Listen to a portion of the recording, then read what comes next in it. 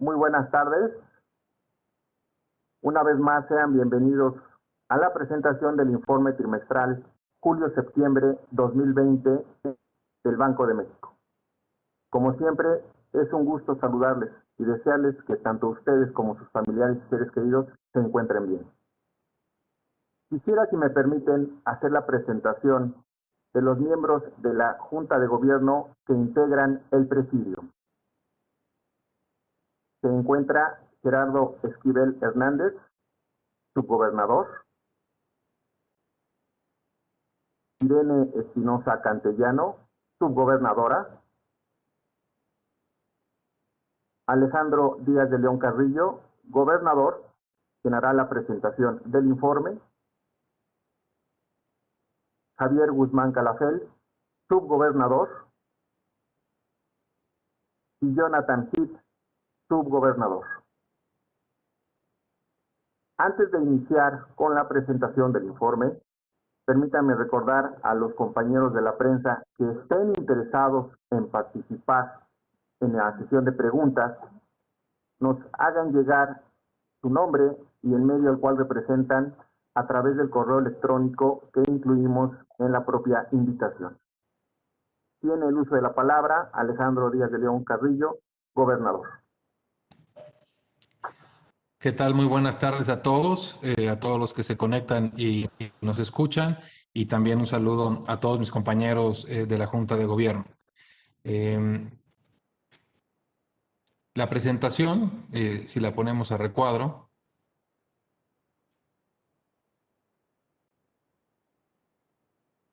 sí. Corresponde a la presentación del informe trimestral julio-septiembre 2020. La primera lámina es una introducción y contexto. Como todos sabemos, la pandemia ha implicado choques muy significativos, evidentemente en un tema humano y de salud muy grave, pero en términos económicos esta afectación ha sido generalizada a todos los países, con repercusiones importantes en términos de actividad económica, inflación y afectando también a las condiciones financieras globales.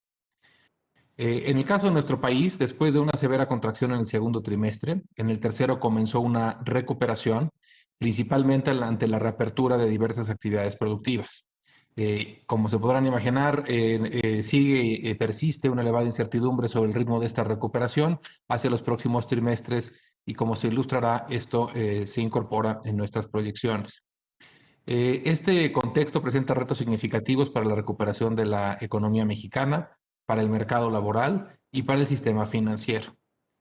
Y me gustaría destacar desde el inicio que el Banco de México ha buscado conducir la política monetaria para propiciar un ajuste ordenado de los mercados nacionales y la economía en su conjunto, y así mantener el poder adquisitivo de la moneda nacional, que es nuestro mayor objetivo. El índice es, como el acostumbrado, primero condiciones externas, después evolución de la economía mexicana, inflación, política monetaria y nuestras previsiones al final. En cuanto a la actividad económica mundial, es muy claro que después de una contracción muy súbita y significativa, se ha presentado una recuperación, destacadamente en el tercer trimestre. Esta recuperación ha sido heterogénea entre países, también ha sido heterogénea entre sectores, y su ritmo se ha moderado a partir de julio. No obstante, es claro que aún no se alcanzan los niveles previos a la pandemia y que persisten riesgos de diversa índole, desde salud a los económicos. A pesar de que la recuperación global se sigue anticipando, a pesar de que se presentó en este periodo que señalo, en el tercer trimestre, esta recuperación, se sigue anticipando una fuerte contracción del PIB para el 2020 y una recuperación gradual para el 2021. Podemos ver en la primera parte de la gráfica que se presenta, que es de los pronósticos de crecimiento del PIB. Viene para la economía mundial, para economías avanzadas, emergentes y emergentes excluyendo a China, por razones claras en cuanto a su diferente comportamiento en términos de pandemia.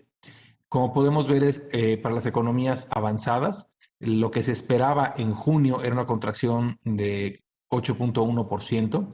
Esta se redujo a 5.8% en octubre, es decir, en respuesta a muchos de los apoyos y los estímulos que se pusieron en marcha en dichas economías, ha habido una revisión a la baja del pronóstico hacia una menor contracción de la economía en el 2020.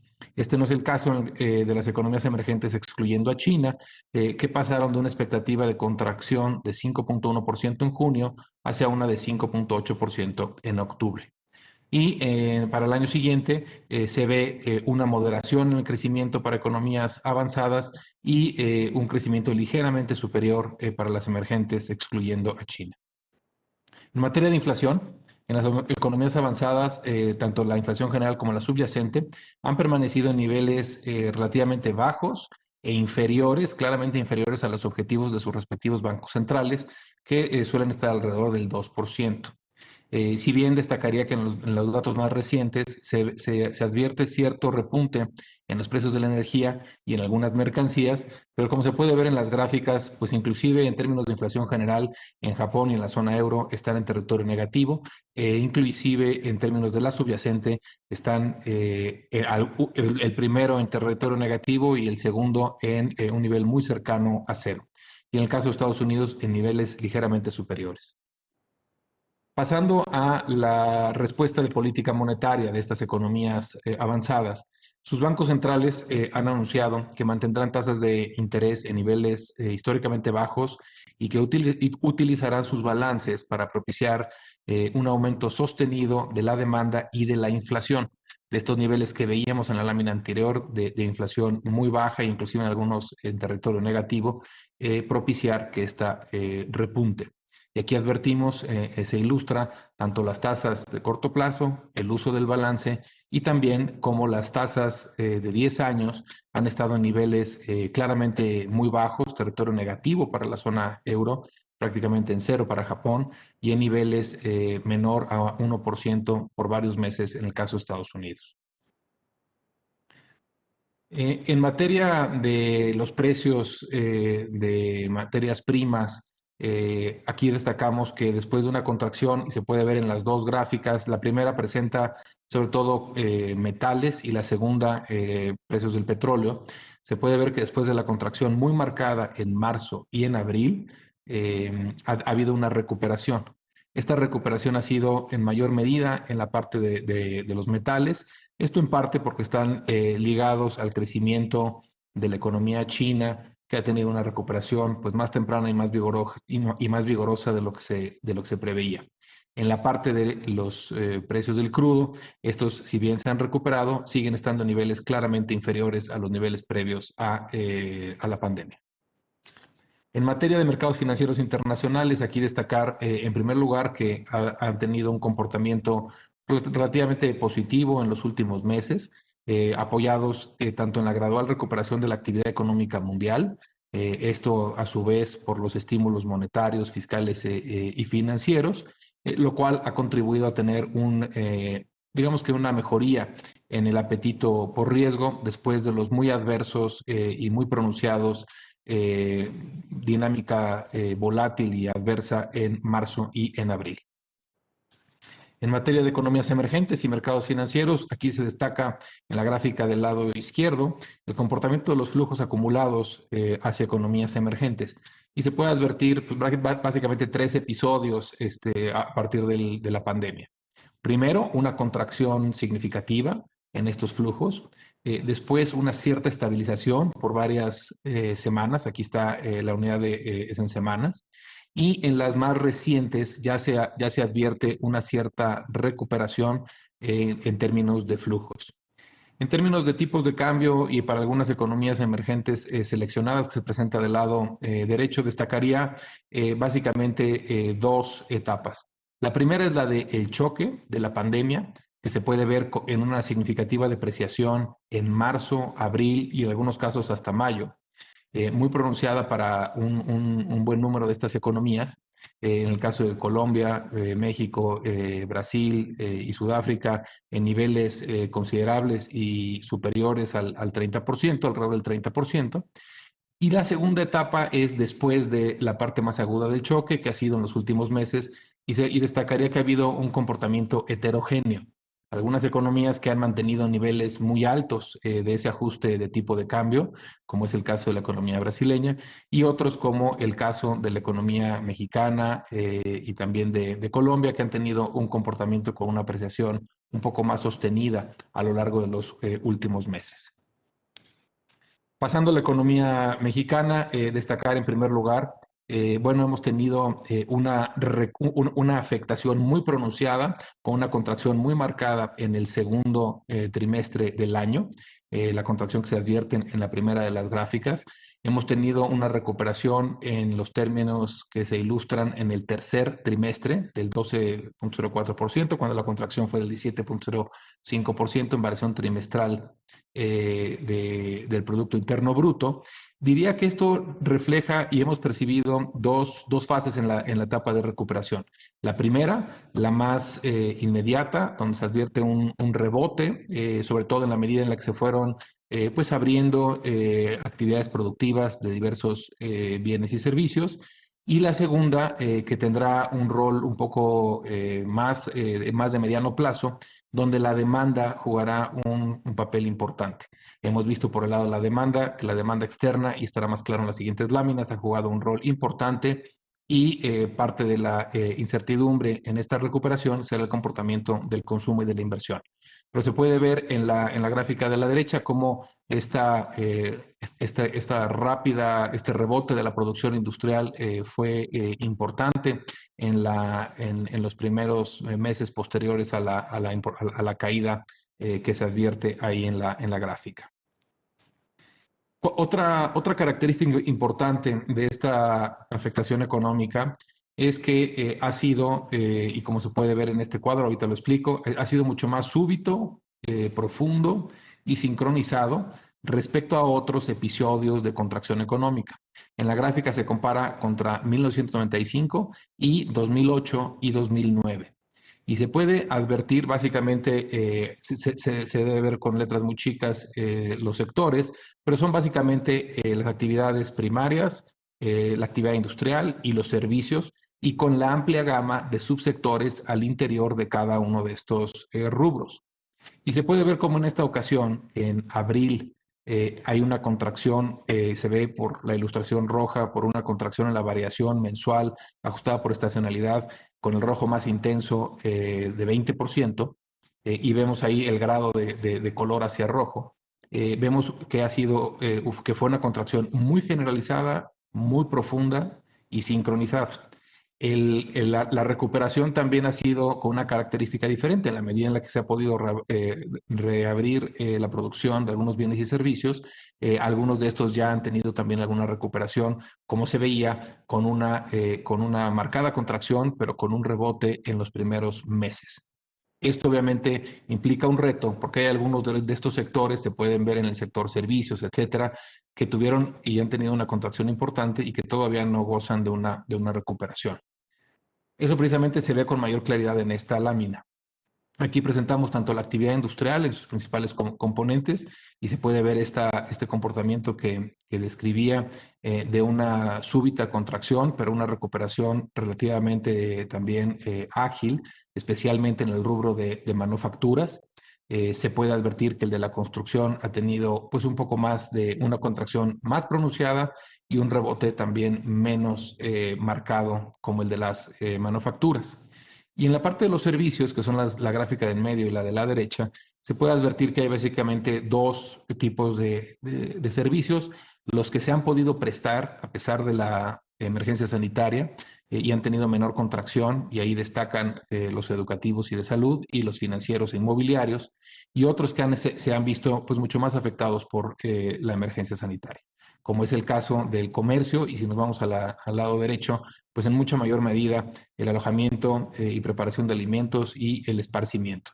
Claramente un choque diferenciado entre sectores por la propia característica de la pandemia. En la parte del consumo, aquí destacaría que este ha tenido una mejoría a partir de junio y la cual se ha moderado en los últimos meses.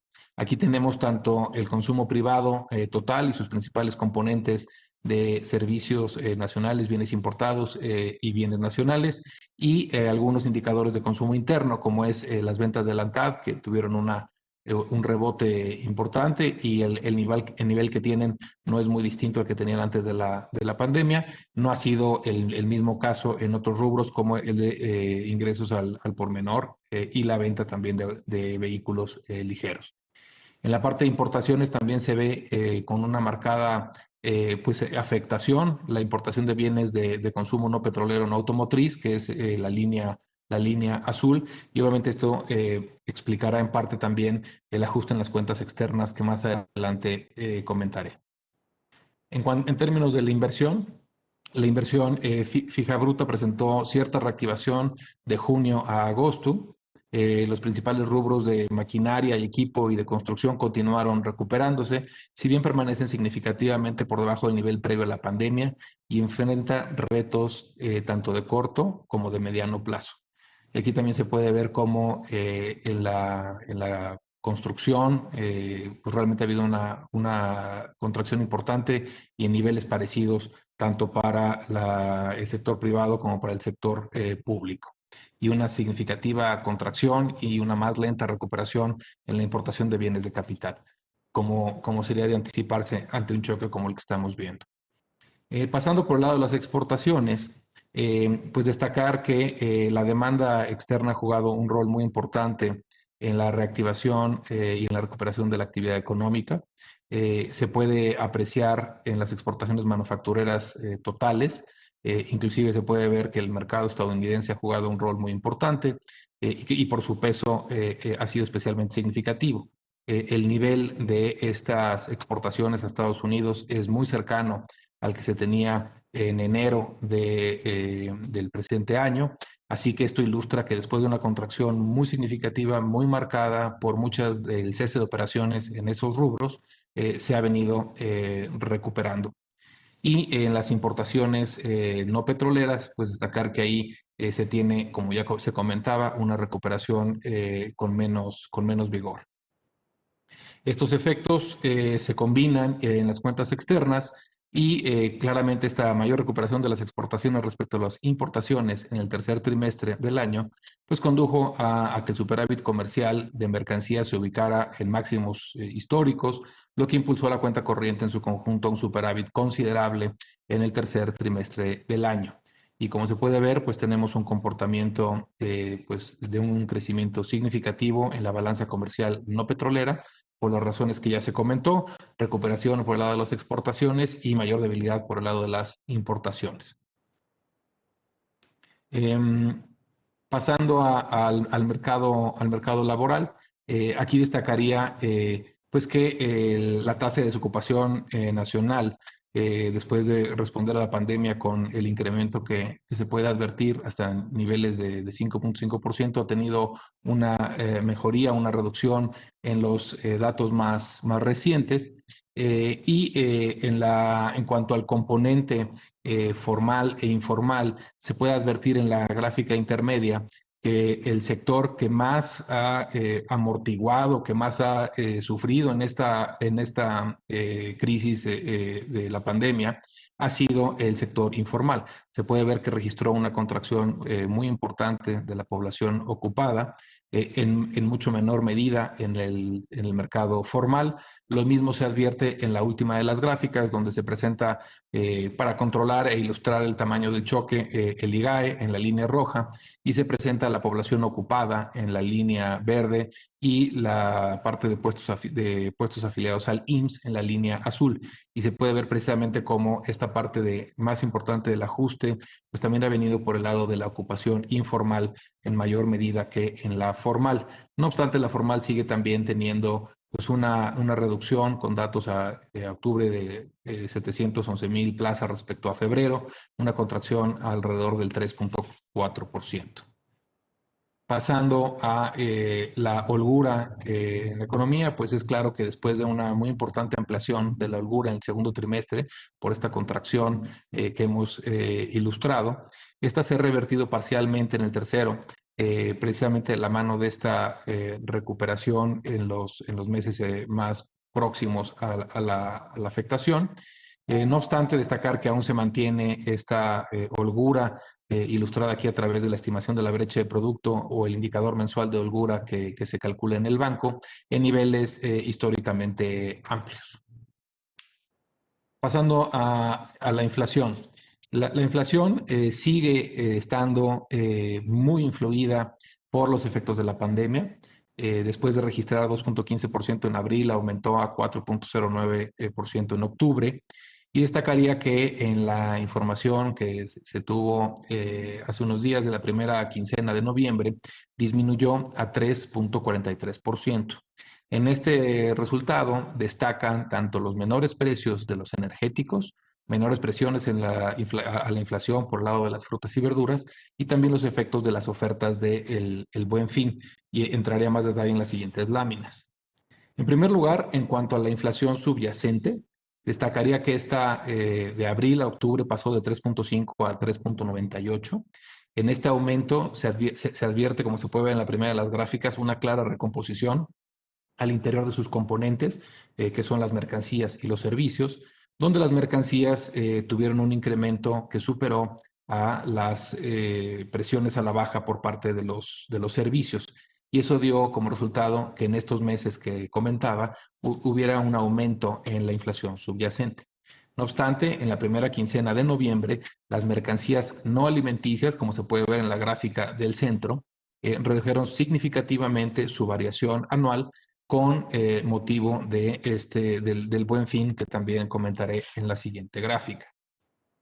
En este formato de gráfica, y estoy seguro que lo verán con más claridad en el propio informe, por lo chico de algunos de las leyendas, pero creo que es muy ilustrativa. Aquí lo que se presenta es la inflación subyacente y sus componentes en variación mensual desestacionalizada. Y se compara contra la variación de cada uno de estos meses y en el último caso la primera quincena de noviembre, y se compara contra el promedio de 2010 a 2019, de 10 años. Y precisamente nos permite identificar comportamientos atípicos respecto a el comportamiento promedio en estos 10 años. Y eso nos permite identificar choques. En este sentido, podemos advertir, por ejemplo, en abril, que fueron sobre todo los alimentos los que se vieron más presionados en sus precios al alza, que después tuvimos algunos ajustes a la baja en algunas mercancías como ropa y calzado. En fin, hemos visto cómo ha habido una serie de choques en abril, mayo, junio, y estos se han estado pues estabilizando o han sido de menor cuantía y se han estado acercando mucho más esta variación mensual ajustada por estacionalidad a su comportamiento promedio de los 10 años previos. Y destacaría en la última, que es en la de noviembre, que ahí se advierte un comportamiento muy marcado de estas mercancías no alimenticias, algunos de estos rubros, con reducciones significativas que están relacionadas con los descuentos o las ofertas del Buen Fin. Es probable que en esta ocasión tanto la extensión como la intensidad de las ofertas haya sido mayor por la propia situación que enfrentamos en dos dimensiones. Una es la debilidad de la demanda y la otra es la dificultad de concentrar la atención de los hogares para ejercer gasto o trasladarse a realizar ese gasto. La persistencia o no de estos descuentos y de este efecto en la inflación, pues obviamente es inédito lo que estamos viendo, así que esta persistencia podrá ser mayor o menor y tendremos mayor claridad sobre ello en los próximos meses. En la parte de los precios, la inflación no subyacente, destacar que los energéticos han sido el elemento que más ha dominado la dinámica del comportamiento de la inflación no subyacente, con un nivel, como se puede ver en la gráfica primera, negativo de 1.96% en abril, después una recuperación o un aumento relativamente rápido a 4.42% en octubre y que después disminuyó con motivo de la desaceleración de los precios internacionales de los combustibles a 2.67% en la primera quincena de noviembre. Y también las frutas y verduras han implicado cierta presión en los últimos meses y se puede ver que su variación ha estado oscilando en niveles entre el 10 y el 15% de variación anual. Déjenme pasar a la parte de política monetaria. En la parte de política monetaria, destacaría que en el periodo que cubre, que se reporta en el informe, la Junta de Gobierno del Banco de México redujo la tasa de referencia en 75 puntos base. Y destacaría que el 12 de noviembre dicha tasa se mantuvo en un nivel de 4.25%. Y destaco una oración que se incluyó en el comunicado, en el que se señala que esta pausa brinda el espacio necesario para confirmar una trayectoria convergente de la inflación a la meta. Repito, esta decisión fue el 12 de noviembre pasado. Y aquí se puede ver cuál ha sido el comportamiento de largo aliento, tanto de las tasas, la inflación, la reducción que ha tenido la tasa de interés de sus niveles de 8.25% en agosto del año pasado, al nivel actual una reducción de 400 puntos base. La reducción del lado derecho que se ilustra es en términos reales. En esta gráfica ilustrar brevemente que las expectativas de inflación, las correspondientes al cierre para este año, tuvieron un ajuste al alza y obviamente son mucho más sensibles al último dato que corresponde y probablemente pudieran tener un ajuste también antes de cerrar el año. Las del 2021 y las de mayor plazo, pues han estado en términos generales alrededor de 3.5%. En materia de los mercados financieros y el ajuste que hemos tenido en México, destacaría que en lo general, en el periodo que se reporta en el informe, ha habido un comportamiento positivo asociado a la mejoría en las condiciones financieras internacionales y con algunos episodios de volatilidad relativamente acotados, como fue el caso en septiembre. Se puede apreciar en la primera de las gráficas, es un indicador de riesgo de crédito soberano, de incumplimiento soberano, y se puede ver cómo después del choque muy marcado en marzo y en abril, y un incremento muy importante en estas primas de riesgo, ha tenido un regreso significativo. Y destacaría el contraste entre antes y después de la pandemia, cómo venían convergiendo en términos generales el riesgo soberano para esta canasta de emergentes y ahora tenemos un comportamiento mucho más diferenciado, mucho más heterogéneo y que está reflejando las perspectivas de cada una de estas economías. En la parte de tipo de cambio se ilustra el comportamiento que ha tenido desde marzo, que rebasó los 25 pesos por dólar, y aquí se reporta el dato de cierre de ayer de 20.06%, que ha tenido un regreso en el tipo de cambio en las últimas semanas. En cuanto a las tasas de interés, aquí destacar en la primera de las gráficas se presenta tanto el objetivo para la tasa de interés de fondeo interbancario a un día, que es la línea roja, y también las tasas de mayor plazo, que van desde los 3, 10 y 30 años. Y creo que ilustra tanto la primera como la segunda de las gráficas que ha habido una compresión, una reducción en toda la curva de rendimientos. Creo que esto es muy importante. Hay diferentes elementos de la demanda agregada que responden a diferentes puntos de las curvas de rendimiento. Por ejemplo, el crédito hipotecario y los proyectos de inversión son más sensibles a las tasas de largo plazo y el financiamiento de capital de trabajo pues es más sensible a las tasas de corto plazo. Pero por lo mismo es importante que haya un ajuste ordenado y sostenido en la curva de rendimientos y que refleje algunos de los retos que ha enfrentado la economía en este año. Y en términos de tasas de interés de largo plazo, de 10 años se ilustra del lado derecho, se puede ver cómo se ha ampliado la diferencia entre algunas de estas economías y en el caso de México se puede ver cómo hemos tenido un desempeño que se compara favorablemente con el de otras economías emergentes si se utiliza como referencia los niveles previos a la pandemia. Para complementar esta reflexión, hay un recuadro en el informe, hay varios recuadros que los listaré al final, pero uno de ellos versa sobre cuál ha sido el comportamiento de toda la curva de rendimientos en las economías emergentes. Y se puede ver, la primera de las gráficas ilustra las tasas de política monetaria, como ha habido algunos que han tenido reducciones mayores al caso de la economía mexicana, pero la gráfica del centro, que dice primer componente principal de la curva de rendimientos, se refiere sobre todo al promedio de la curva de rendimientos y se puede advertir cómo la línea roja, en el caso de México, del momento del inicio de la pandemia a la fecha, es de las que más, después de Colombia, mayor reducción ha tenido como promedio de toda la curva de rendimientos. Y en la última de las gráficas, que corresponde al segundo componente y está asociado a la pendiente de la curva de rendimientos y en particular a la parte larga, al movimiento y el comportamiento de la parte larga, aunque en combinación con la parte corta, se ve que la curva en México no ha tenido un empinamiento, es decir, no ha tenido un encarecimiento relativo de la parte larga. Es decir, se ha tratado y se ha conducido con el objetivo de tener un ajuste ordenado en los mercados financieros y que toda la curva de rendimientos incorpore primas de riesgo más bajas. En particular al Banco Central le tocan las primas de riesgo en materia inflacionaria. Hay muchas otras que están fuera de nuestro ámbito que también son importantes. Pero es importante que toda la curva de rendimiento se pueda reducir para mejorar el costo de financiamiento que es sensible a diferentes puntos de la demanda agregada. Ahora déjenme pasar a la sección de previsiones para la actividad económica e inflación. Y como es de costumbre, hay dos rubros, el de la actividad económica, donde, dada la mayor información que se tiene sobre el impacto adverso inicial y la fase también inicial de recuperación, ya decíamos el punto mínimo y el tipo de respuesta inmediata que tuvo la actividad económica, se puede, en esta ocasión, después de haber utilizado en los últimos dos informes 3 escenarios porque se desconocía la dinámica de la pandemia, etcétera, y se utilizaban como referencia esos 3 escenarios, en esta ocasión se presenta un escenario central. Ahora, en ese escenario central sigue persistiendo un alto grado de incertidumbre.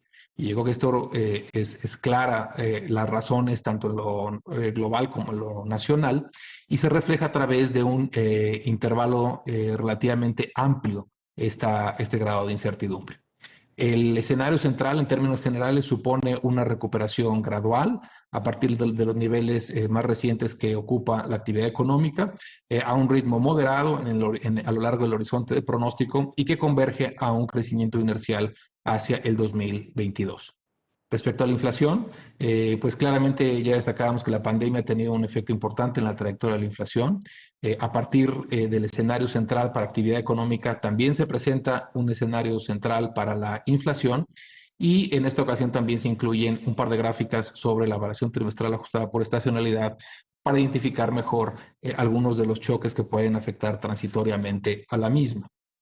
Pasando a los números. En términos de escenarios de crecimiento, las dos primeras columnas renglones se refieren a la revisión y al escenario actual de crecimiento económico. Se pone por fines ilustrativos y comparación lo que se publicó en el informe anterior. En la parte, por ejemplo, del actual escenario central, se prevé una contracción de 8.9% para este año.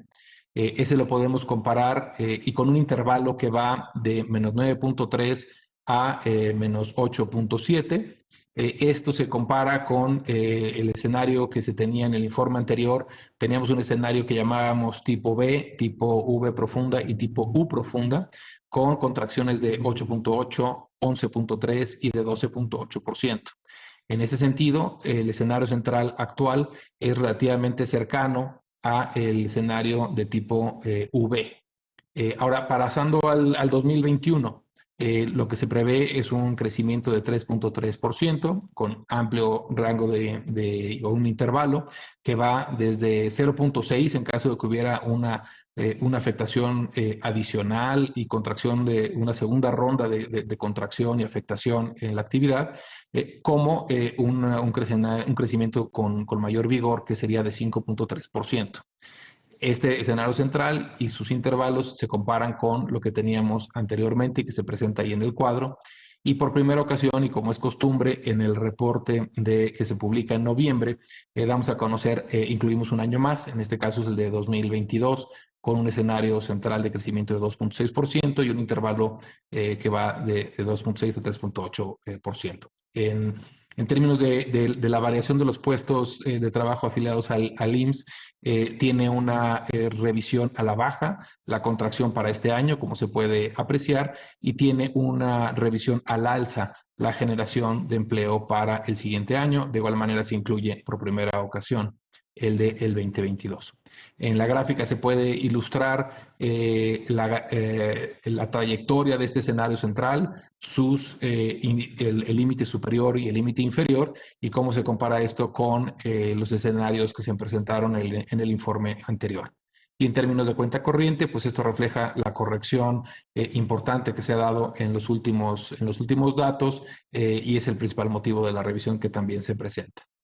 Pasando a los riesgos para el crecimiento, los riesgos para el crecimiento, destacar que se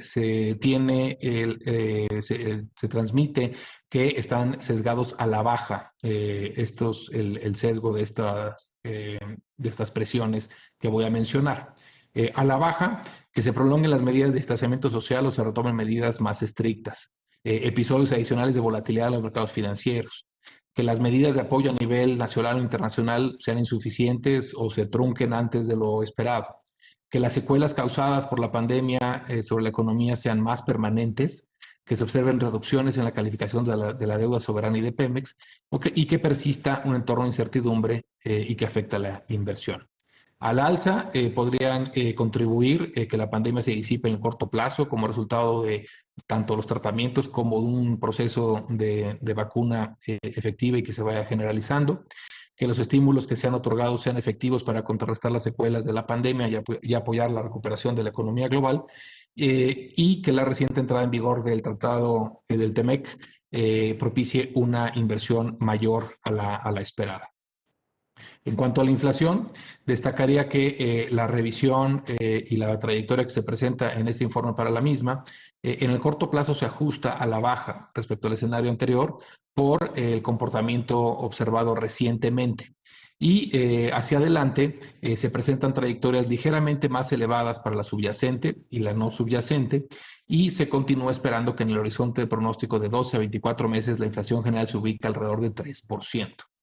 Aquí se presentan los cuadros y la revisión. Son revisiones, como se pueden apreciar, por ejemplo, para el cierre de este año, el pronóstico que se da a conocer el día de hoy es de 3.6. El que teníamos para todo el trimestre, cuarto trimestre, el que teníamos anteriormente era de 3.7.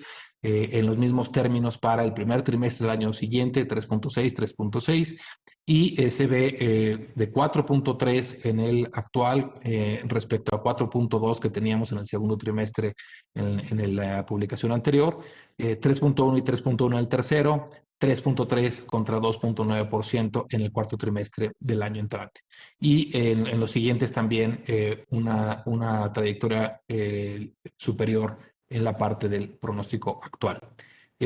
Algo similar por el lado de la subyacente, no me detendré, destacaría que en términos de la inflación subyacente hay básicamente dos elementos que la están influyendo. Al alza, las presiones que advertíamos y que se manifestaron entre agosto y octubre, y también el hecho de que en el escenario central, como se presentó, pues tiene una menor holgura de lo que se había previsto en los informes trimestrales anteriores.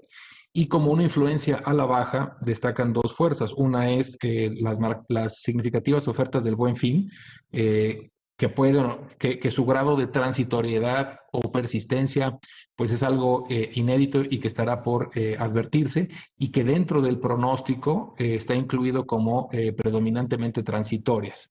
Y el segundo elemento es la reciente apreciación del tipo de cambio. En cuanto a los riesgos, se destaca, bueno, en primer lugar, que su balance alrededor de esta trayectoria descrita es incierto. Los principales factores que la pueden presionar a la baja es un efecto mayor al esperado por la brecha negativa del producto, que se puede representar tanto en menor demanda por bienes y servicios, por mayor medidas de distanciamiento, por mayor debilidad en la demanda, o bien, en el caso de que ya comentaba, estas ofertas del Buen Fin llegaran a ser más persistentes. En segundo lugar, menores presiones inflacionarias globales. Tercero, que el tipo de cambio continúe apreciándose. Cuarto, que los precios de los energéticos se ubiquen por debajo de lo previsto. Quinto, que por la holgura en la economía, las revisiones salariales no presionen a los precios. Y al alza, destacar la persistencia de la inflación subyacente en niveles elevados, episodios de depreciación cambiaria, aumento en la demanda relativa por algunos bienes que sean, si bien selectivos o en unos cuantos, pero que tuviera poder tener alguna presión en los precios, que la inflación de los energéticos se sitúe en niveles mayores a los anticipados y presiones de costos que a pesar de la holgura pudieran presionar en los precios al consumidor. Finalmente, ya en la última lámina, destacar algunos de los mensajes finales que se incluyen en el informe trimestral. En primer lugar, la Junta de Gobierno tomará las acciones que considere necesarias y ajustar la tasa de referencia de manera que ésta sea congruente con la convergencia ordenada y sostenida de la inflación a su meta en el plazo en el que opera la política monetaria. Segundo mensaje, la conducción de la política monetaria dependerá de la evolución de los factores que inciden sobre la inflación general y subyacente y en sus trayectorias previstas en el horizonte de pronóstico, así como en las expectativas sobre las mismas. Tercer mensaje, la importancia de perseverar en fortalecer los fundamentos macroeconómicos y adoptar las acciones necesarias en los ámbitos monetario y fiscal, que permitirá contribuir a un mejor ajuste tanto de los mercados financieros, pero también, y más importante, de la economía en su conjunto. Y finalmente, la necesidad de contribuir a que la economía se ajuste con orden y contribuir de esta manera a una reactivación de la actividad productiva y del empleo, permitiendo la flexibilidad en la asignación de recursos, procurando un buen funcionamiento microeconómico y atendiendo problemas complejos pero muy significativos como los institucionales y estructurales. Finalmente, nada más destacaría que en esta ocasión son varios los recuadros que se presentan, pero consideramos que todos tenían valor y por eso se dejaron, y eso hace el reporte en esta ocasión un poco más extenso. El primero de ellos, sobre la nueva estrategia de política monetaria de la Reserva Federal. El segundo, sobre el uso del balance y programas de provisión de liquidez en bancos centrales en economías emergentes. Tercero, un comparativo sobre la respuesta fiscal ante la pandemia. Cuarto, una dinámica reciente de los puestos de trabajo afiliados al IMSS. Quinto, efectos de la pandemia del COVID sobre los distintos componentes de la inflación subyacente. Sexto, impacto de la pandemia del COVID en la dinámica de precios al consumidor en Estados Unidos y México. Siete, la evolución de la curva de rendimientos de economías emergentes, y esa es una de las láminas o algunos de los mensajes que transmití en las láminas anteriores. Y finalmente, la evolución del riesgo soberano de economías emergentes. Con esto terminamos y estamos atentos a las preguntas que pudieran tener. Pasamos ahora a la sesión de preguntas. Hemos recibido sus amables solicitudes a través de correo electrónico y, como en ocasiones anteriores, procederemos con los bloques de participantes. Serán 3 bloques de participantes. El gobernador dará respuesta en primera instancia y posteriormente, si así lo desean, los demás miembros de la Junta de Gobierno tendrán la oportunidad de dar sus comentarios. Comenzamos con el primer bloque. Leonor Flores, del Universal. Leonor, por favor. Hola, ¿qué tal? Muy buenas tardes. Buenas tardes, gobernador, y al resto de los miembros de la Junta de Gobierno. Ustedes están viendo que ahora que se están dando muchas buenas noticias en cuanto a las vacunas, si están viendo que México ya en el próximo año pudiera estarse vacunando a un gran número de personas y que tuviera efectos sobre la economía, las finanzas y, en fin, sobre la mejoría de la salud de todos los mexicanos. Y si en este escenario que ustedes elaboraron están incorporando esta posibilidad.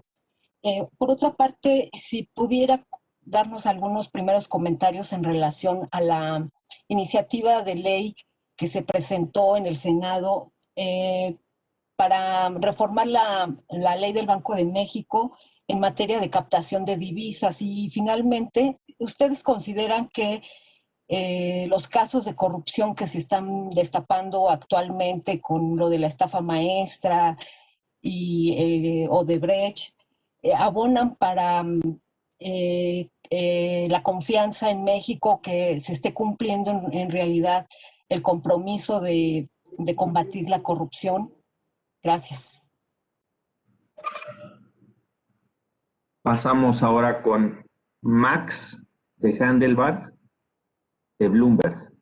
Max, por favor. Gracias, Oscar. Buen día, gobernador. Gracias por tomar mi pregunta. Quería preguntarle si la caída reciente en la tasa de inflación les da más espacio para la política monetaria en los próximos meses.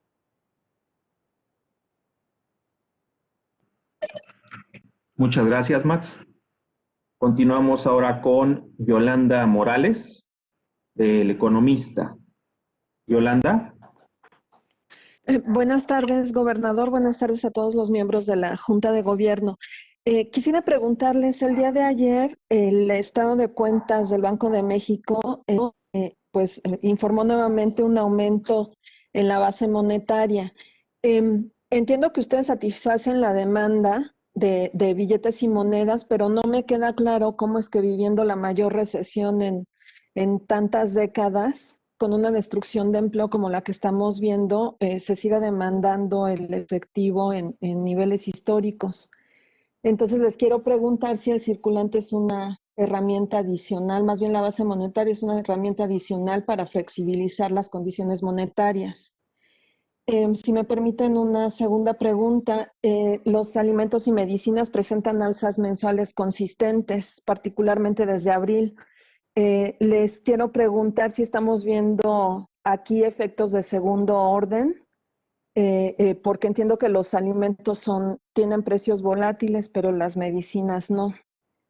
También les quiero preguntar si en un mundo de tasas reales y nominales negativas, donde México ofrece aún rendimientos positivos, si esto tiene alguna relevancia en las decisiones monetarias que están tomando ustedes. Y una última, perdón, pero quiero aprovechar, en este sexenio será la primera vez que en la etapa de la autonomía del Banco de México, el Ejecutivo nomina 4 de los 5 miembros de la Junta de Gobierno. Quiero preguntarle si esto afecta de alguna manera el candado legal de institucionalidad del Banco de México y si será necesario revisar la ley del Banco de México para que no vuelva a suceder. Gracias. Gracias, Yolanda. Concluiríamos este bloque con Abraham González, de Reuters. Abraham, por favor. Gracias, buenas tardes a todos. Dos preguntas. La primera, en octubre, previo a la elección de Estados Unidos, se registró pues, una de las salidas de capital más grandes del año en el mercado de deuda. La pregunta es, ¿cómo jugará el resultado de la elección en Estados Unidos con los flujos de capital? Es decir, ¿cuál será el efecto? Y una segunda pregunta, ¿cuáles son los riesgos para el sector bancario una vez que los criterios contables especiales, los que emitió la Comisión Nacional Bancaria y Valores, lleguen a su fin, y si estos podrían extenderse o cuál es el escenario? Gracias. Muchas gracias. Por favor, gobernador. Muy bien, empiezo con los comentarios y las preguntas de Leonor.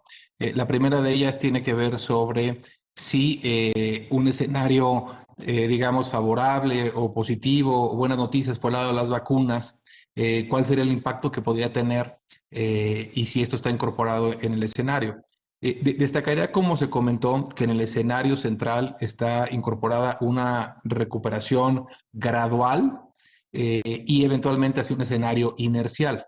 Si tenemos noticias que puedan contribuir a que este se dé pues con mayor vigor o que se dé de una manera más acelerada, como podría ser a lo mejor un escenario donde las vacunas a las cuales puede tener acceso nuestro país pues es relativamente más rápido que lo previsto y esto permite una normalización más rápida en algunos sectores que ahorita están afectados, pues eso sería uno de los elementos que contribuiría dentro de este rango que se presenta de variabilidad y de incertidumbre, se estaría cargando más hacia el límite superior. Es uno de estos elementos que inclusive se destaca como un factor de riesgo al alza para el crecimiento y el escenario que se presenta.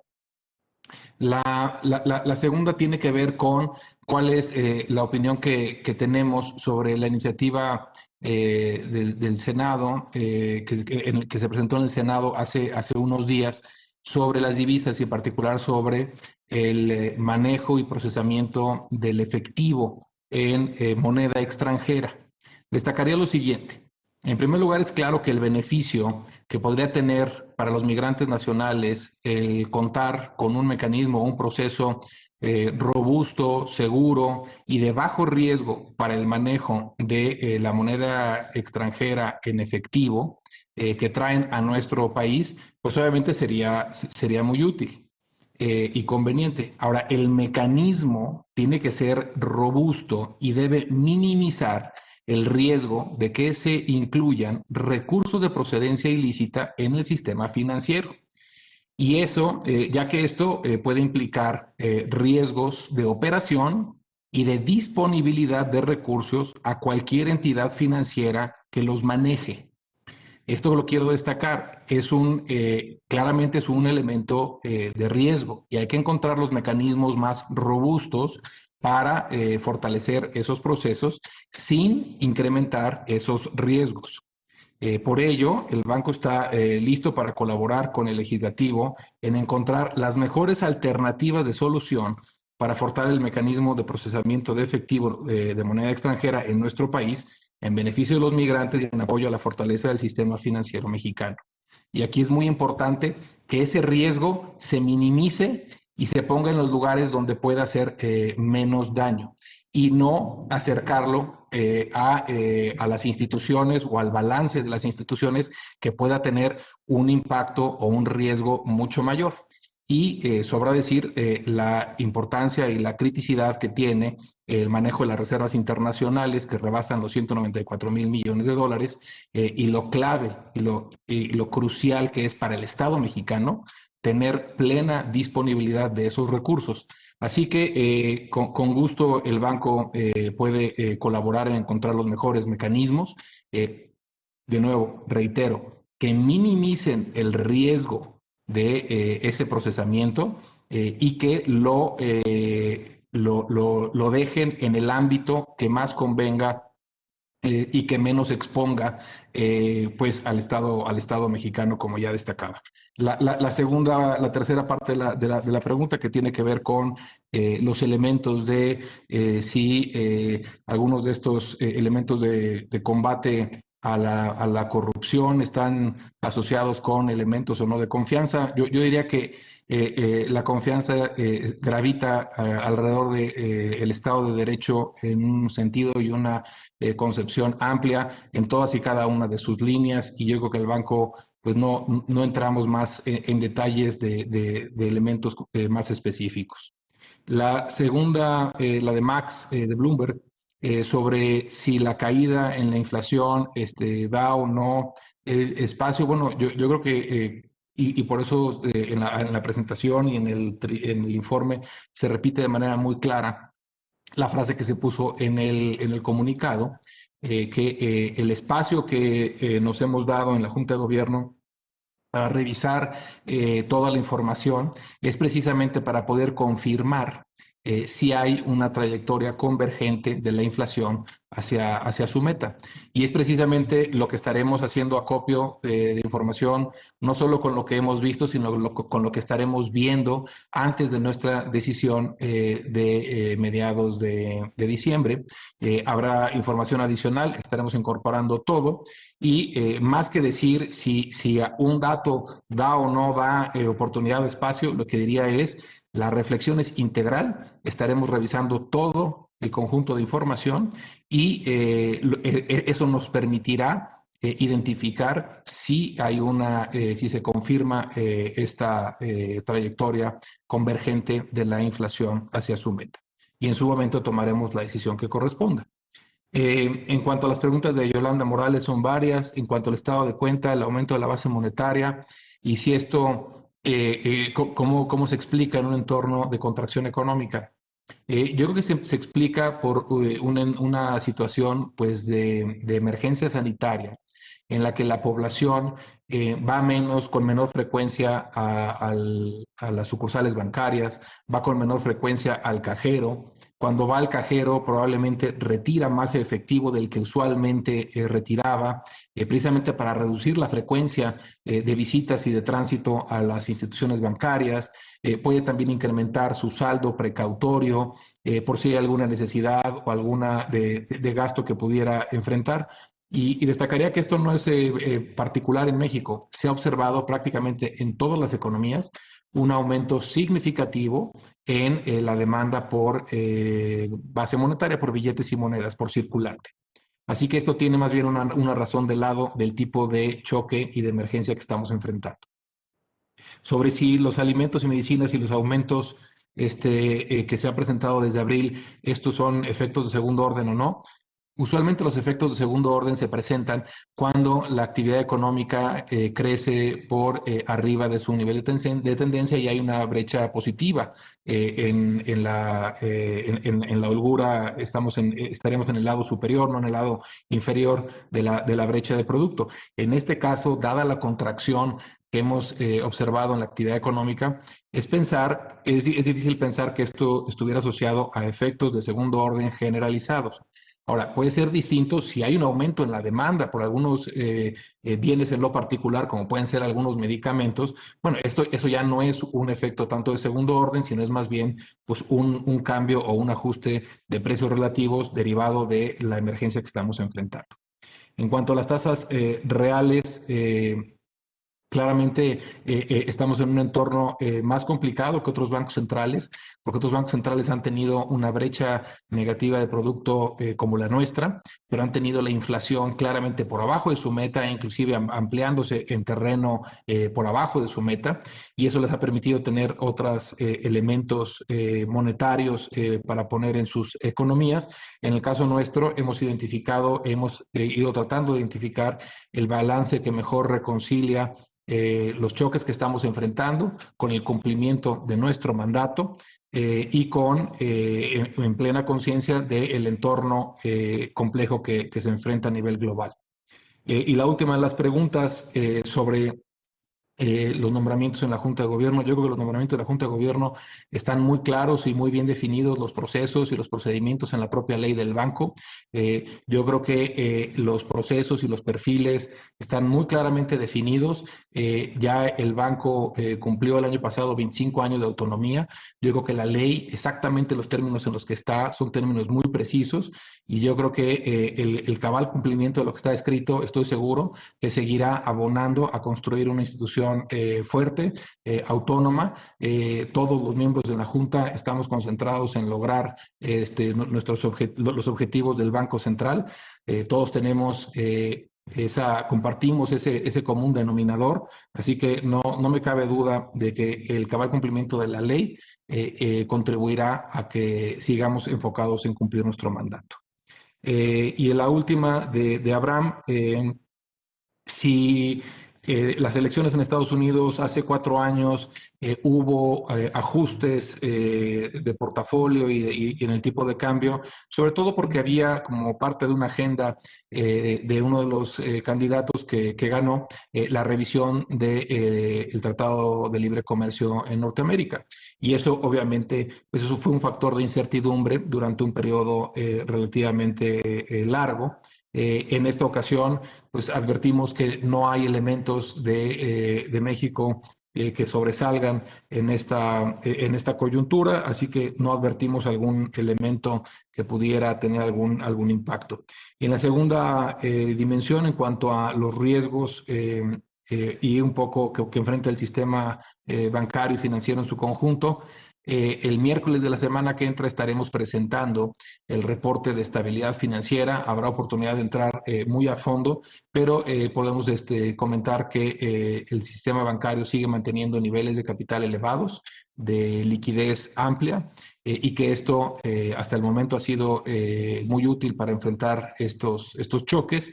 Y obviamente siempre hay riesgos hacia adelante, pero sigue predominando la fortaleza en el sistema financiero y en particular en la banca. Continuamos con el siguiente bloque. Corresponde a Guadalupe Romero participar de contrarréplica. Guadalupe, por favor. Hola, ¿qué tal? Buenas tardes a la Junta de Gobierno y a todos en general. Son dos mis preguntas, gobernador. La primera es, yo veo que de forma optimista ustedes prevén a la baja las situaciones negativas en cuanto a la pandemia por los avances de la vacuna. Pero, sin embargo, hay organismos internacionales, países que ya están hablando de un nuevo confinamiento. Y bueno, nada menos ayer el FMI y Lagarde desde su nueva posición e incluso el Nobel Joseph Stiglitz dijo que habría que empezar ya a extender apoyos fiscales, financieros y monetarios y detener el cobro de la deuda. ¿Esto ustedes no lo están viendo? ¿Qué opinión tendrían de esto? Esa es la primera. La segunda es en que en cada una de las gráficas que presentaron se observa una recuperación mínima o marcada, pero al alza. Y también en los escenarios dicen que el crecimiento lo calcula en el central en menos 8.9% y menos empleo. ¿Cómo se puede combinar estos cálculos, estos datos en los bolsillos de la gente, que al fin y al cabo pues son los que generan el consumo para que la economía se mueva? Esas serían mis dos preguntas. Gracias. Muchas gracias. Continuamos con Roberto Domínguez, de TV Azteca. Roberto, por favor. Gracias, muy buenas tardes a todos. Me gustaría, gobernador, insistir en la pregunta de la propuesta de reforma a la ley del Banco de México. Si se encuentran esos mecanismos de los que usted habló para evitar captar recursos de procedencia ilícita.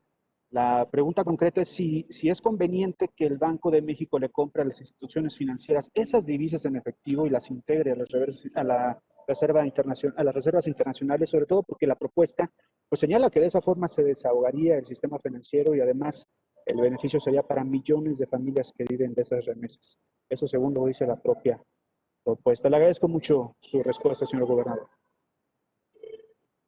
Gracias, Roberto. Continuamos con Silvia Rodríguez, de Milenio. Silvia. Hola, buenas tardes a todos. Tengo dos preguntas. La primera para el gobernador. Mejoraron su escenario para el mercado laboral. ¿Cómo podría impactar en el empleo la iniciativa para prohibir la subcontratación de personal? Todo esto que se está discutiendo ahorita en el Congreso. Y también, ¿cuál considera que será el impacto de este tipo de iniciativas en el clima de negocios, tanto para empresas locales como para empresas extranjeras? Y para el gobernador Javier Guzmán, está próximo a dejar su cargo este año en la Junta de Gobierno. Me gustaría saber cuáles considera que han sido los mejores momentos que vivió durante su etapa en el Instituto Central y cuáles considera que han sido sus mayores logros. Gracias.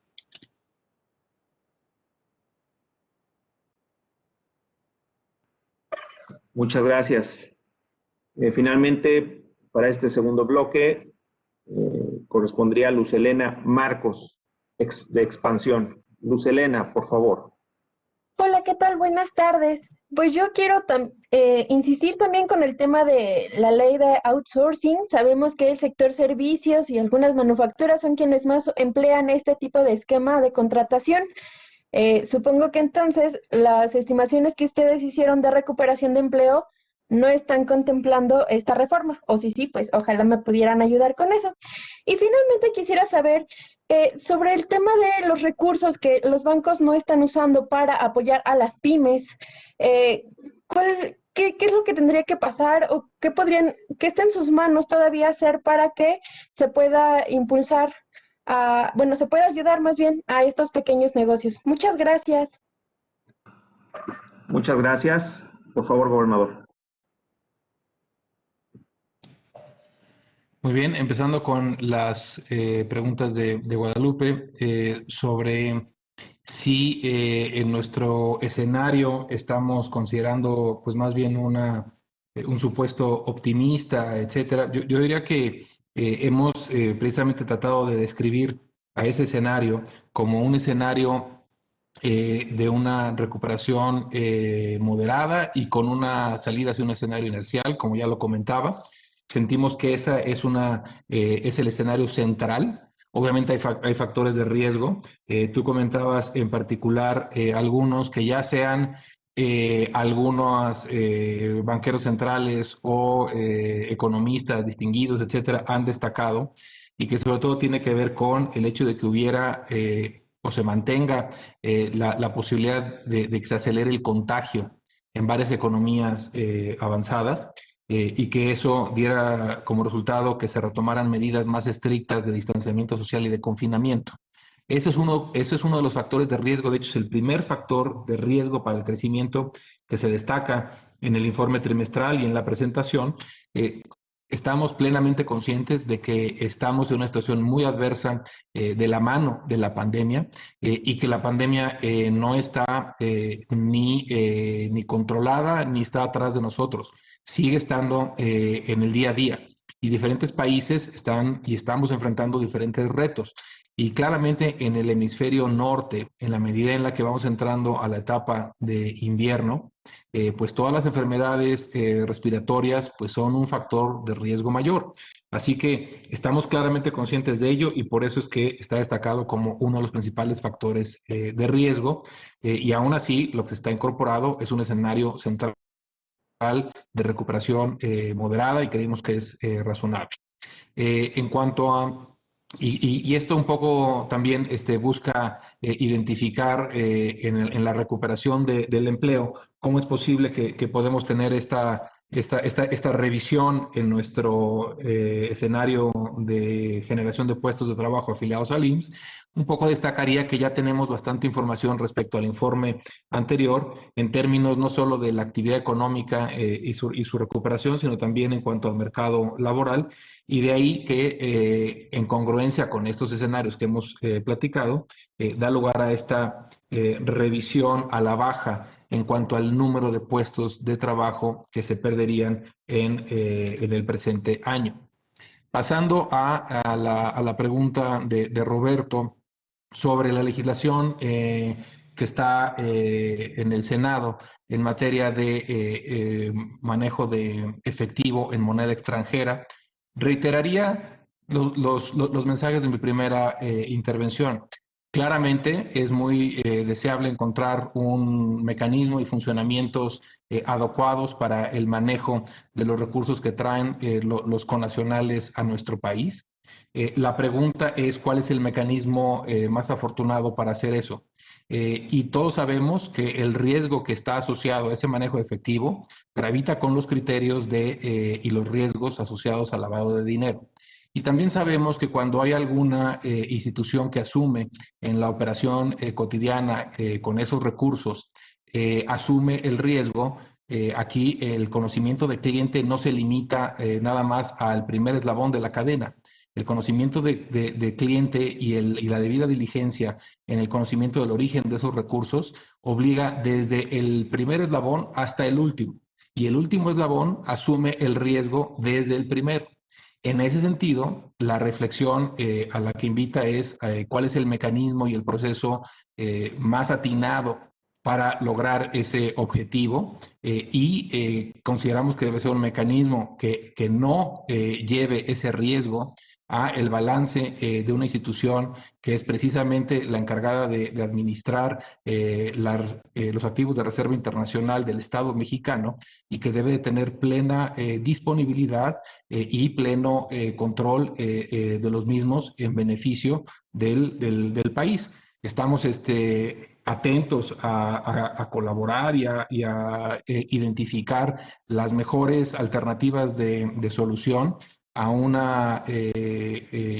objetivo que compartimos, que es mejorar y reforzar ese perímetro, pero de la manera más atinada y que no ponga en riesgo al sistema financiero y que no sea un poco en pues detrimento de mucho de lo que se ha logrado y que se ha abonado. Estoy seguro que hay áreas de intersección y con diferentes mecanismos y diferentes procedimientos, y estamos atentos a acompañarlo en la medida en la que podamos, de una manera constructiva.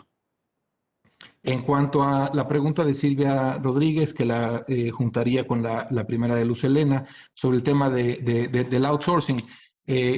Claramente el tema del outsourcing ahorita está en tema de iniciativas, y lo que tenemos en nuestras proyecciones son escenarios básicamente de tendencia, y en particular sobre ese tema, y yo diría que celebramos el acercamiento reciente que ha habido entre el sector privado y el Ejecutivo Federal para identificar las mejores alternativas para lograr, tanto por un lado, el pleno cumplimiento de las obligaciones laborales, como por otro, un marco pues que dé flexibilidad y que promueva al empleo. Y a nosotros pues no nos toca más que pues celebrar ese acercamiento y esperar que esto que se logre en los términos un poco que comento. Le pasaría la palabra a Javier Guzmán para la segunda parte de la pregunta de Silvia Rodríguez. Adelante, Javier. Sí, cómo no, Alejandro. Bueno, en primer lugar, muchas gracias por la pregunta, Silvia. A ver, yo le diría en primer lugar los mejores momentos. Hay uno que es muy fácil de identificar, que es en el momento en que me invitaron al Banco de México para que se presentara mi candidatura ante el Senado para formar parte de la Junta de Gobierno. Entonces, ese momento, la verdad es que es facilísimo de saber cuál es. La posibilidad de servir 8 años adicionales al banco desde la Junta de Gobierno, bueno, pues es una gran distinción. Tome en cuenta que yo había trabajado antes de eso 30 años en la Junta de Gobierno, y obviamente tener esa posibilidad es una oportunidad que para cualquiera sería un logro inmenso. Fuera de eso, yo le diría que el segundo mejor momento se extiende por un periodo largo. Es un periodo de poco menos de 8 años, porque en realidad yo entré por los tiempos del Senado un poquito después de lo que me correspondía. Entré en febrero de 2013. Entonces, por poco menos de 8 años, el momento yo lo describiría como todo ese lapso en el que tuve la oportunidad de, desde la Junta de Gobierno, servir a mi país, apoyar a mi país. Por otro lado, desde la institución en la que yo me formé profesionalmente, y en una institución que, como usted está consciente, bueno, tiene altísimos estándares de eficiencia, de reputación. Y luego me hacía la segunda pregunta de cuál es mi principal logro. Esta es una pregunta un poco más complicada, y es más complicada por lo siguiente. La labor de la Junta de Gobierno es una labor en conjunto, es un cuerpo colegiado. Es difícil decir que hay logros individuales, porque las decisiones son conjuntas. Entonces yo diría que más que como un logro personal, yo lo vería como un logro de la Junta de Gobierno o de las distintas composiciones, inclusive de la Junta de Gobierno, a través de este lapso en el que yo tuve la oportunidad de participar en la Junta. Y si me dijera que lo resumiera en un solo elemento, yo le diría que sería que durante este periodo la credibilidad del Banco de México continuó fortaleciéndose. Déjeme decirle que yo creo que el esfuerzo por fortalecer la credibilidad del Banco de México se ha extendido a lo largo de muchos años, y en eso han participado muchas personas. Pero yo le diría como un logro crucial durante esta etapa, precisamente el contribuir a continuar fortaleciendo la credibilidad del Banco Central, que le repito, es un esfuerzo, yo no estoy poniéndome aquí ninguna medalla, fue un esfuerzo conjunto de la Junta de Gobierno, y además dentro de esas juntas de gobierno hubieron composiciones diferentes. Entonces yo diría en conjunto, eso sería el principal logro que yo destacaría, y lo destacaría porque un banco central que no tiene credibilidad es un banco central que no tiene posibilidad de influir, que no tiene posibilidad de trascender. Sería la forma en que yo lo describiría así.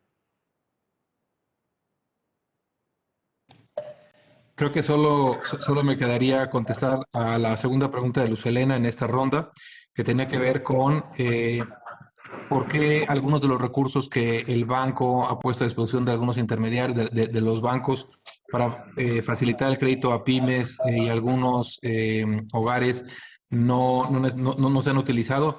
Bueno, yo creo que en gran medida también cabe destacar que la captación de la banca en estos meses se ha incrementado y muchos de ellos cuentan con recursos suficientes para hacer algunas de estas operaciones crediticias. En ese sentido, esta facilidad de liquidez pudo haber tenido menos interés por esa dimensión, ya que ellos tienen su propia fuente de captación, y la otra pues está ligada a los programas y a la dinámica de garantías que puede tener la banca de desarrollo, pero el hecho de que no hayan recurrido en algunos de estos créditos que algunos han dado a las facilidades del banco puede estar asociada a que también han incrementado su captación en los últimos meses. Pero yo creo que lo que es importante es que el banco anunció medidas para atender el buen funcionamiento del canal de crédito en todas sus etapas, desde el mercado de mayoreo interbancario, en el mercado de valores gubernamentales, incluyendo promover condiciones de liquidez en el mercado corporativo, hasta el último paso de cara a los acreditados, que es el crédito a la micro, pequeña y mediana empresa y a los hogares. Gracias. Muchas gracias. Continuaríamos con el último bloque. Elizabeth Albarrán, del CEO. Elizabeth, por favor. Hola, buenas tardes a todos. Espero que se encuentren muy bien, al igual que sus familias. Me gustaría preguntar, por favor, a alguno de los demás subgobernadores sobre la iniciativa que presentó Morena para reformar la ley de Banjico, porque me gustaría ver si me podrían aclarar a qué se refieren con excedente del efectivo. Desconozco la verdad este término y cómo funciona. Pues la iniciativa dice que cuando las instituciones de crédito presentan este excedente, no pueda ser repatriado a su país de origen y con ello pues es susceptible de formar parte de las reservas internacionales. Si me pueden aclarar esta parte y también hasta ahora cuánto de las reservas internacionales pues representan estos excedentes. Y solo por último me gustaría preguntarle al gobernador Díaz de León, en los últimos días se ha hablado en distintos foros sobre el hecho de que las inversiones del país se han visto paradas porque se percibe poca certeza jurídica o no quedan claras las reglas del juego de este gobierno para que las empresas nacionales y extranjeras inviertan. ¿Ustedes también perciben esta incertidumbre y cómo los limita en su capacidad de reducir o no más la tasa de referencia? Muchas gracias. Muchas gracias, Elizabeth. Continuamos con Paulo Cantillo, de Excelsior. Paulo, por favor. Sí, muchas gracias. Cordial saludo a todos, a toda la Junta de Gobierno y a todos los asistentes. Preguntar sobre el tema de los apoyos fiscales. Mucho se ha comentado a nivel de analistas de que el país pues no ha hecho lo suficiente en términos de apoyos fiscales, digamos, para apoyar a la población en términos de la pandemia. Temas de transferencias, temas de descuentos a empresas, etcétera, sean de diversas índoles, ¿no? El gobierno pues da su punto de vista diciendo pues que sus programas sociales son el principal apoyo a la población, ¿no? Pero no sé si ustedes estén de acuerdo por lo prolongado que ha sido la pandemia, que si de repente se habrían dado estos apoyos fiscales, hoy en día estaríamos hablando de insostenibilidad por este tema. Y que más bien el apoyo debería descansar más por el lado del gasto en salud. No sé si de repente, como es una crisis sanitaria, pues la solución no es que le des necesariamente pues que le des una transferencia monetaria a un hogar o a una empresa o le descuentes impuestos, sino más que nada pues que se solucione el tema sanitario. Entonces, en ese sentido, no sé si ustedes están viendo un esfuerzo adecuado del país en los niveles federal, estatal, incluso municipal, digamos, de un gasto suficiente, de un gasto robusto en este tema, y que más bien el esfuerzo del país debería concentrarse en eso, pues para mitigar un poco, para que las actividades se normalicen un poco más dentro de lo que podamos definir como normalidad. Pero digo, aquí hay un tema es de que de repente si estos apoyos más bien deberían enfocarse más en lo sanitario, que la gente pueda salir a la calle, pueda comprar, pueda ejercer, dentro pues de los cuidados que hay que tener para evitar más contagios y eso. Entonces, no sé si ustedes están viendo esa parte como que deberíamos robustecerlo más como país, y si además ese mayor esfuerzo en salud que que uno esperaría que debería tener el país, podría impulsar la demanda por el lado del PIB, ¿no? O sea, sabemos de que pues hay un componente de gobierno, consumo de gobierno que está muy relacionado a eso, y si eso podría tener un impacto indirecto también en el crecimiento por esa vía. Esa sería mi primera pregunta. Y la segunda pregunta, un poco más, no sé, también del mercado laboral, pero también de ámbito social, tiene que ver con cómo están viendo, si no están viendo como riesgo que esta recuperación del mercado laboral esté sesgada hacia la informalidad. O sea, las mayores plazas laborales se están recuperando en la informalidad. Ya de por sí éramos un país muy informal en cuanto a puestos de trabajo, en cuanto a generación del PIB, etcétera. Y pues se está agravando este tema y vemos, no sé si ustedes están viendo como un riesgo al crecimiento, a lo mejor de mediano o largo plazo, que seamos un país todavía más informal que el que ya había prepandemia, que ya de entrada teníamos niveles altos, y un poco también en temas de un poco de desigualdad, de que se están agravando. Me preocupa, por ejemplo, el tema, me llamó mucho la atención los datos sobre el tema de las mujeres que se están rezagando en términos también del mercado laboral. Ha habido mayor carga por temas históricos de mayor carga en el hogar, etcétera. Entonces, si eso no nos va a dejar un país todavía más fragmentado, y eso puede generar, pues, digamos, riesgos para el crecimiento, para el futuro del país. Es un poco las preguntas. Muchas gracias, Paulo. Concluiríamos con la participación de José Rubén Rivera, del Financiero. José Rubén, por favor. Hola, buenas tardes a todos subgobernadores y gobernadores. Gobernador, quisiera preguntarle que a falta de poco más de un mes para que termine el año, ¿tendrán algún estimado el monto de los remanentes de operación que le transferirían a Hacienda ante esta nueva realidad del peso que ha mantenido su tendencia de apreciación? Y luego de que, pues bueno, parecía que ya se estimaba contar con un excedente mucho mayor que al que vimos hace tan solo unas semanas, por ejemplo. Y también quisiera preguntarle sobre la vigencia del programa de coberturas cambiarias. ¿Los tienen alertas los niveles actuales de la divisa o choques de volatilidad futuros similares a los observados a principios de mes con la elección o anteriores trimestres? Y la tercera pregunta sería para el subgobernador Javier Guzmán, de si tiene alguna preferencia por el perfil de quien ocupará su lugar. ¿Le gustaría que fuera una mujer con trayectoria en Banjico o con experiencia en la tesorería de la Federación? ¿O quizá un hombre con experiencia en Hacienda? Buenas tardes. Gracias. Muchas gracias, José Rubén. Gobernador, por favor. Muy bien, empiezo con una de las preguntas de Elizabeth y luego también abro a mis compañeros si quieren hacer alguna, agregar a la respuesta. La segunda tenía que ver con si el entorno de inversiones y de certeza jurídica y de un poco de preocupación en la dinámica de la inversión. Destacaré lo siguiente, el tema de Estado de Derecho es un tema que si vemos desde cuando lo comenta el Banco de México en sus informes trimestrales es desde hace muchos años. La verdad es que es un tema añejo a nuestro país y tiene varias dimensiones y varias aristas. A veces puede florecer más en algún sector, en algún tema o en alguna coyuntura. Por la razón que sea, tenemos que la inversión es el componente de la demanda agregada más débil desde hace muchos años. Esto obviamente puede haber elementos o cuestiones de coyuntura que puedan complicar aún más esto. Pero uno de los elementos que el banco ha señalado de tiempo atrás es que en la medida en la que la inversión no repunte de manera sostenida, no podremos alcanzar tasas de crecimiento más elevadas de manera sostenida. No existe país emergente en el mundo que haya podido registrar tasas de crecimiento elevadas sin tasas de crecimiento, sin tasas de un nivel de inversión elevado y con buen dinamismo.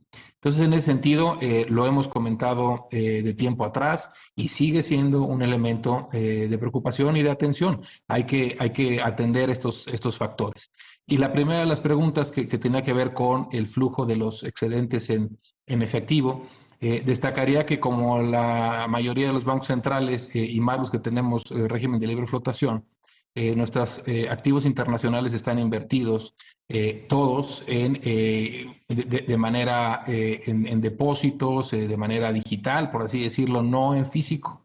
Y precisamente como destacaba, parte del reto del tránsito del excedente en efectivo, que no es otra cosa más que algunos de los dólares que se depositan en la banca mexicana el día de hoy y que actualmente a través de los bancos que tienen pactado algún servicio de corresponsalía, lo pueden regresar a los países de origen de dichas divisas. Y en ese sentido, pues ese circuito de efectivo, pues tiene los riesgos y las consideraciones de lavado de dinero que comentaba, y que en ese sentido tienen un componente de riesgo que ya expuse en las dos rondas anteriores. Pero no sé si hubiera algún compañero de la Junta que quisiera extender en esta reflexión.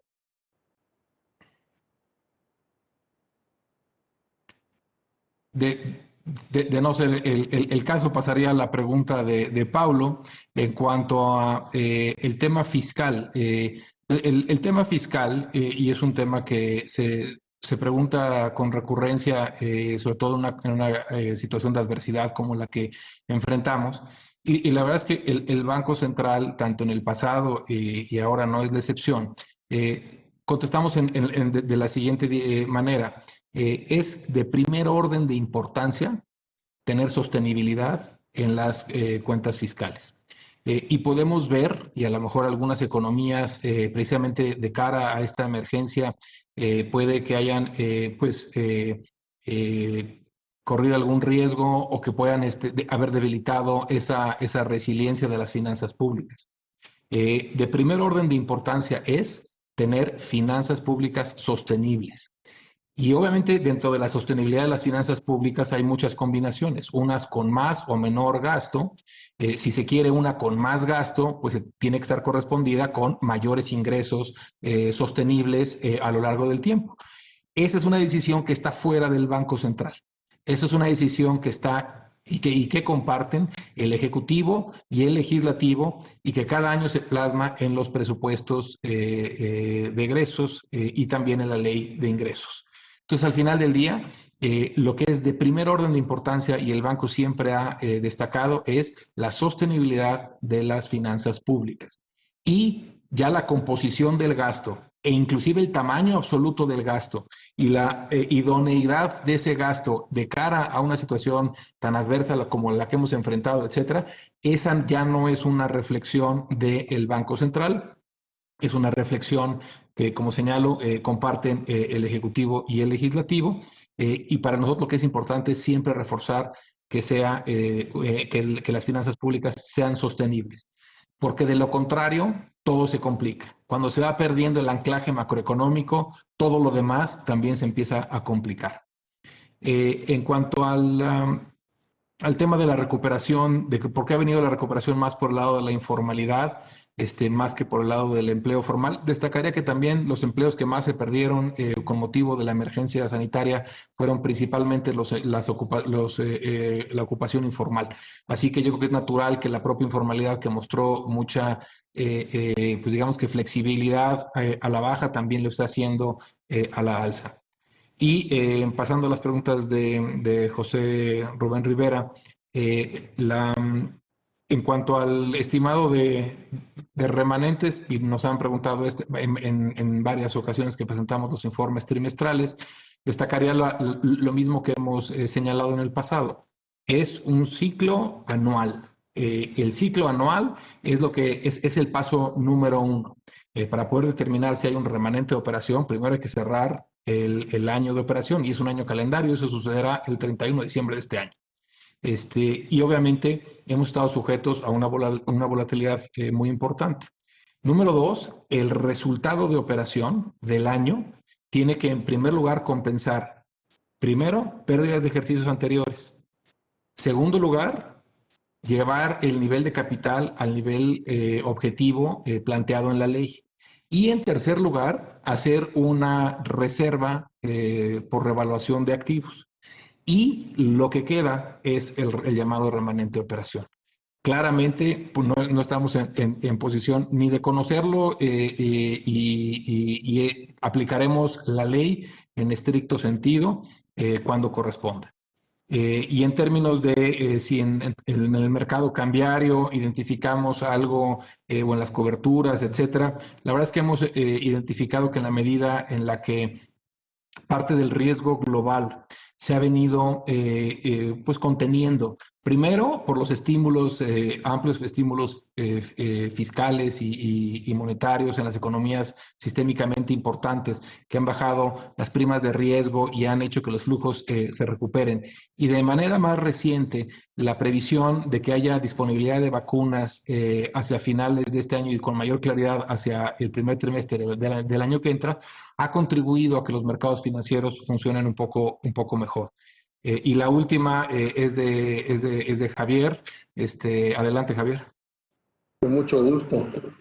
Bueno, la verdad es que es una respuesta bastante sencilla. La respuesta está en la ley del Banco de México. La ley del Banco de México establece con mucha claridad cuál es el procedimiento para designar a un miembro de la Junta de Gobierno. Es una propuesta del presidente que tiene que ser ratificada por el Senado. Establece también de manera muy clara cuáles son los requisitos que se tienen que cumplir para ser miembro de la Junta de Gobierno. Entonces, vamos, yo lo único que diría es que ya la respuesta está en la ley. Yo no tengo ninguna preferencia en lo particular. Lo único que desearía es que la persona, candidato o candidata que ocupe el puesto en la Junta de Gobierno sea el idóneo, tomando en cuenta los candidatos que puedan estar disponibles en el mercado, pero cumpliendo con los requisitos de la ley. Entonces, en realidad, el margen que tengo yo para decir que si tengo o no tengo una preferencia es nulo. Todo está escrito en la ley, está definido ahí, y entonces lo que hay que hacer simplemente es apegarse a lo que dice la ley.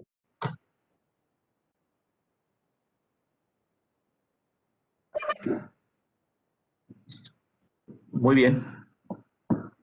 Pues con esto concluimos la presentación del informe. No sin antes agradecer su amable atención y desear que ustedes y sus seres queridos se encuentren muy bien. Muchísimas gracias por su tiempo. Antes de terminar, yo nada más quisiera hacer un agradecimiento en particular a Javier por esta larga trayectoria. Tendremos otra oportunidad la semana entrante que presentamos otro reporte de estabilidad, pero no dejaría pasar esta por agradecer una trayectoria muy larga, primero como funcionario del banco y como miembro de la Junta de Gobierno del banco. Y muchas gracias a todos y buena salud para todos y todos sus familiares. Muchas gracias. Gracias.